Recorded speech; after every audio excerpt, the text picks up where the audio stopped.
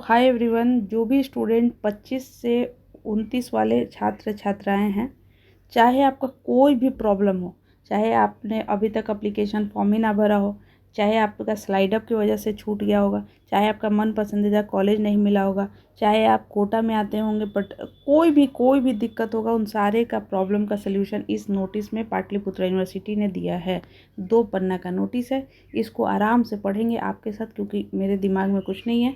इसको पढ़ेंगे, इसी को समझाएंगे आपके साथ। टाइम लगेगा, बट ये आप लोग प्रॉमिस करिए कि जिस गर्मी में बिना पंखा का वीडियो बनाते बनाते कंटिन्यू 4-5 वीडियो, ताकि अभी क्योंकि अभी पीजी का भी आया और आप लोग का भी आया, कृपया करके और बच्चों के पास पहुंचाने के लिए वीडियो को लाइक और कमेंट करिएगा। तब करिएगा जब आपको वीडियो अच्छा लगे, और नहीं अच्छा लगे तो भी सुना कर जाइएगा, बट ज़रूर कुछ लिख कर जाइएगा। देखिए, 4 पॉइंट में 4 तरह के बच्चों को इसमें पूरी तरह से दिया गया है सल्यूशन। पहला देखते हैं।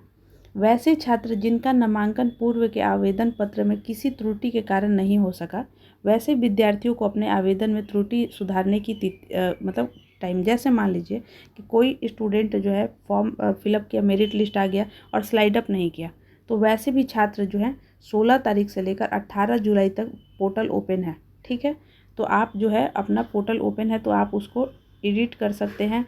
बाकी आगे भी बताया जाएगा, मतलब अभी यहाँ पे बताया गया कि पोर्टल ओपन डेट आपके लिए है, वैसे छात्र के लिए भी है। वैसे छात्र जो किसी कोटा के अंतर्गत आने के बावजूद आवेदन करते समय कोटा का प्रमाण पत्र अपलोड नहीं कर सके, वो अपने आवेदन को कोटा पर प्रमाण पत्र अपलोड कर सकते हैं। जैसे एग्जाम्पल में मान लीजिए कोई एक लड़की है एक्स, और ये ना कबड्डी में बहुत अच्छा है, और इसके पास 12 के बेसिस पे या ग्रेजुएशन के मतलब 12 के बेसिस पे, 10 के बेसिस पे हो सकता है कि इसको कोई सर्टिफिकेट मिला हो, या आपको कोई सर्टिफिकेट मिला हो कोई भी कोटा के अंदर। अगर वहाँ पे कोटा का ऑप्शन आ रहा है आपके लिए, तो अगर आप मान लीजिए भूल गए कि हमको अपलोड तो करना था लेकिन अपलोड ही नहीं कर पाए, आप कोटा के तहत भी, रिजर्वेशन के तहत भी अपना अपलोड कर दीजिएगा, और वहाँ पे कोटा के तहत आपको एडमिशन मिलेगा। आपके लिए भी ओपन है जो पोर्टल 16 से 18। उसके बाद तीसरा देखिए, तीसरा किसके लिए, 20, 22, 24 से 26 किसके लिए। देखिए, कोटा के अंतर्गत आने वाले विद्यार्थियों की मेधा सूची जारी करने की तिथि और नामांकन वैलिडेशन। अब जो कोटा के तहत एडमिशन जो होगा उसके लिए 20 से लेकर 22 तारीख तक रखा गया है। 20 से लेकर 22 तारीख तक। ठीक, वैलिडेशन क्यों रखा गया है? मान लीजिए कि हम डाल दिए कि भैया हम ना कबड्डी चैंपियन है 12 में, और हम हैं ही नहीं, तो वो सभी तो जांच करना ज़रूरी है उसके लिए। अब चौथा पढ़िए। वैसे छात्र जिनका नामांकन पूर्व में किसी कारण से छूट गया, मतलब मान लीजिए कोई बच्चिया है एक्स, अभी बच्चिया एडमिशन ले ही नहीं पाई, मतलब एप्लीकेशन फॉर्म भर ही नहीं पाई 25 से 29 वाले में पीपीयू में, तो वैसे भी छात्र को यहाँ पे मौका मिल रहा है कि आप आइए और एप्लीकेशन फॉर्म फिलअप करिए। वैसे छात्र जिनका चयन अभी तक किसी मेधा सूची में नहीं आ सका है, उन छात्रों की मेधा सूची मतलब करने की नामांकन, तो वो सारे भी स्टूडेंट के लिए भी 24 से 26 है। देखिए, ये ना थोड़ा बहुत कन्फ्यूजन हो सकता है।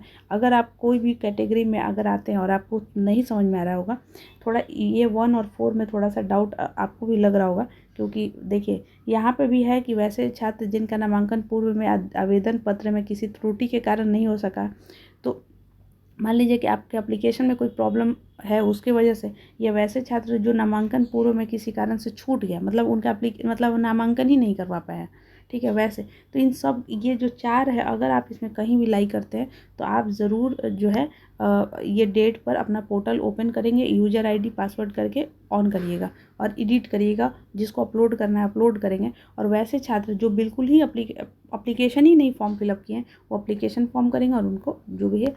फिर आगे देखिए, आगे क्या लिखा हुआ है। अब एक एक करके यहाँ पे 4 पॉइंट और फिर चारों को भी डिटेल दिया गया है, आराम से सुनिए इसको। कह तो रहे हैं लंबा चौड़ा पीपीयू आप लोगों के लिए संदेश दिया है, तो हम लोग भी आराम से पढ़ते हैं।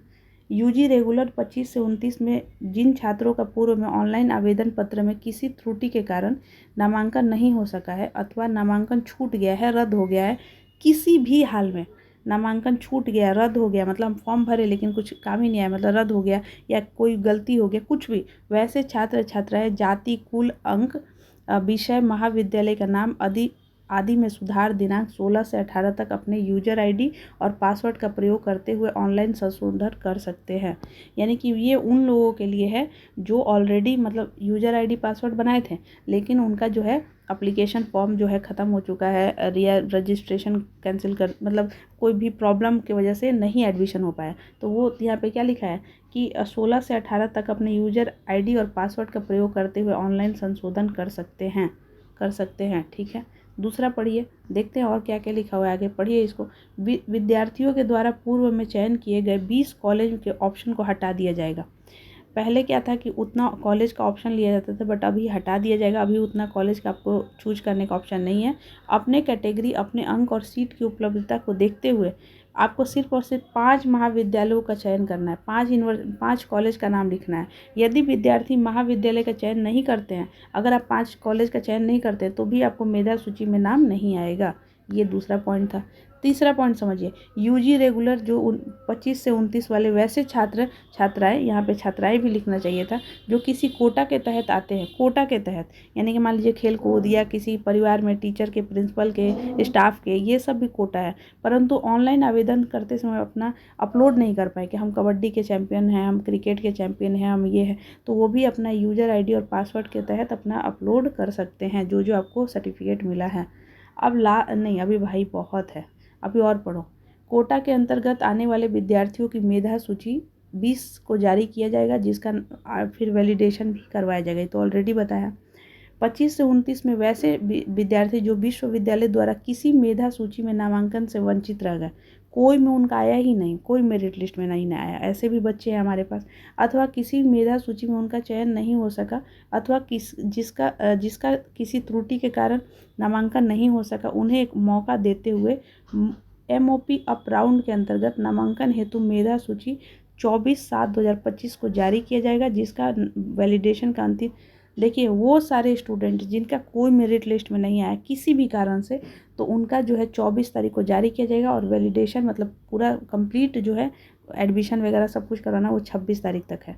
लास्ट है, छात्रों को सूचित किया जाता है कि वैसे छात्र जिनका नामांकन पूर्व की मेधा सूची के अनुसार हो चुका है, मतलब हो चुका है एडमिशन, यदि भविष्य में उनके मूल्य अंक पत्र से मिलाकर में मतलब वैसे स्टूडेंट जो एडमिशन ऑलरेडी ले चुके हैं, लेकिन अगर भविष्य में अगर आपके मतलब जो आप मार्कशीट दिए हैं 12 का 10th का, अगर उसमें गड़बड़ पाया जाएगा तो आपका नामांकन मतलब रद्द कर दिया जाएगा, स्वयं ही रद्द हो जाएंगे, खुद ही रद्द हो जाएगा। तो ये सब बातें लिखा गया है, जितना मेरे बुद्धि में बुद्धि है, माइंड में, उतना आप लोगों के लिए हम पढ़ लिए, उतना हम समझाने का पूरा कोशिश किए। फिर भी हम कह रहे हैं, बीइंग अ स्टूडेंट और बीइंग अ सीनियर, कि जो भी बच्चों को कुछ भी अगर समझ में नहीं आया, कोई भी आपको जानकारी चाहिए, तो आपके लिए 24/7 खुला हुआ है हमारा कमेंट बॉक्स, टेलीग्राम का चैनल, जो कि आपको सारा लिंक डिस्क्रिप्शन बॉक्स में मिल जाएगा। आप उसको देखिए, समझिए, और अगर थोड़ा भी लगा होगा कि ये वीडियो हेल्पफुल है तो लाइक और कमेंट करना बिल्कुल मत भूलिएगा, ताकि हर बच्चे के पास ये वीडियो पहुंच जाए। धन्यवाद। और आप लोग का बैच भी आज से स्टार्ट हो जाएगा पढ़ने के लिए, ठीक है। ये सब नोटिस तो अपने जगह पे है, पढ़ने वाला बैच स्टार्ट हो जाएगा। और आज हम पॉलिटिकल साइंस का सिलेबस भी डाल देंगे, चाहे आप BA के हों, चाहे आप BSc के हों, चाहे आप BCom के हों, सबके लिए बैच स्टार्ट हो रहा है टारगेट मिशन पे। हम खुद आप लोगों को इंपॉर्टेंट टॉपिक, इंपॉर्टेंट क्वेश्चन जो कि 100% एग्जाम में आएगा, सिलेबस कैसे होगा, प्रीवियस ईयर क्वेश्चन कैसे होगा, क्योंकि पाटलिपुत्र यूनिवर्सिटी में सबसे हाईएस्ट मार्क्स हमको PG में भी आया है और UG में भी आया है। तो घबराइए मत, आइए और आकर अच्छे से पढ़ाई करते हैं। धन्यवाद, थैंक यू सो मच।